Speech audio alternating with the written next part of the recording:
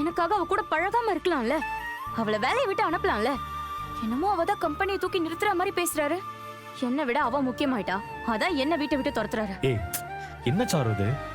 6 மாசத்துக்கு ஒரு செக்ரட்டரியை மாத்துனா கம்பெனிக்கு நஷ்டம் தானே வரும். அவருக்கு சப்போர்ட் பண்ணதா அர்ஜுன்? அவரை பத்தி உனக்கு தெரியாது.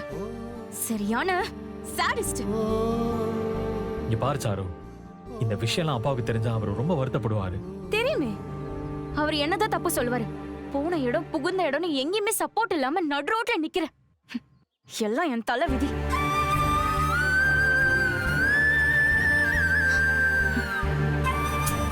என்ன பேசுற சாரு?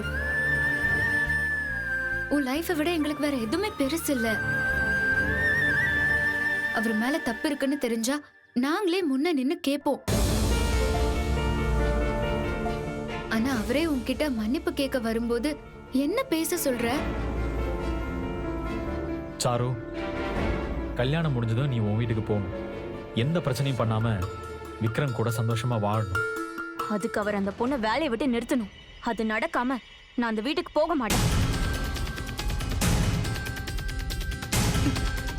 என் கஷ்டம் யாருக்கு புரிய போகுது?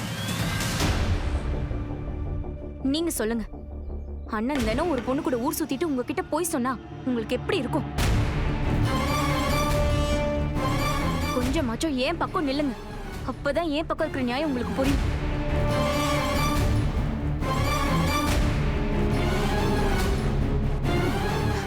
சாரு, என்ன பார்வதி, இவ இப்படி பேசிட்டு போறா? விடு அர்ஜுன். இப்ப நம்ம இத பத்தி பேசினா பிரச்சனை தான் ஆகும். நம்ம கல்யாணத்துக்கு அப்புறமா பேசிக்கலாம். ஏய் நில்லே, இங்க வா. அங்க என்னடி பேசிட்டு இருந்த? என்ன பிரச்சனை? நான் பிறந்ததே பிரச்சனை தான். என் லைஃப் ஃபுல்லா பிரச்சனை தான். ஏன் நிதிக்க போறியா? நான் அப்பவே அந்த மாப்பிள்ள வேண்டான்னு சொன்னேன். அர்ஜுன் தான் நல்லவன் வல்லவன் நல்லா சம்பாதிக்கிறான்னு சொல்லி உனக்கு அவனை கட்டி வச்சுட்டாங்க. இப்ப என்னாச்சு பாத்தியா? கூட பிறந்த ரத்தமா இருந்திருந்தா இப்படி செஞ்சிருப்பானா?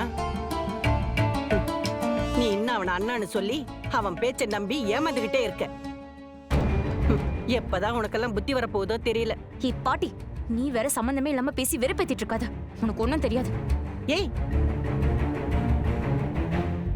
எனக்கு அடி எதுவும் தெரியாது. உங்களுக்கு தாண்டி எதுவும் புரிய மாட்டேங்குது.